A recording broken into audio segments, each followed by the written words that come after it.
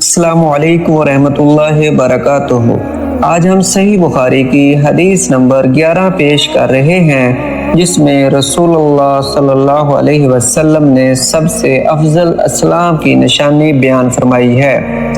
हदीस मुबारका है हज़रत अबू मूसा अशरी रज़ियल्लाहु अन्हा, वो बयान करते हैं कि लोगों ने रसूल अल्लाह सल्लल्लाहु अलैहि वसल्लम से सवाल किया, कौन सा इस्लाम सबसे अफजल है?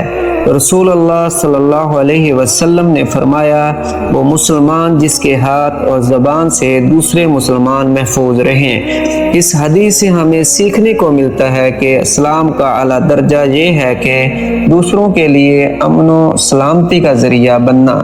ज़बान और हाथ इंसान के सबसे ज़्यादा इस्तेमाल होने वाले अज़ा हैं, इसलिए इनको काबू में रखना ईमान की पुख्तगी की इलामत है।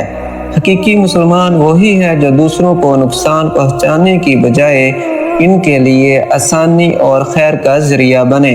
प्यारे दोस्तों, ये हदीस हमें याद दिलाती है कि इस्लाम सिर्फ इबादत का नाम नहीं, बल्कि दूसरों के साथ हुस्न सलूक और इनकी हिफाजत भी ईमान का अहम हिस्सा है। अगर आपको यह हदीस पसंद आई हो तो लाइक और शेयर करें, और मज़ीद हदीस सुनने के लिए हमारे चैनल को सब्सक्राइब ज़रूर करें।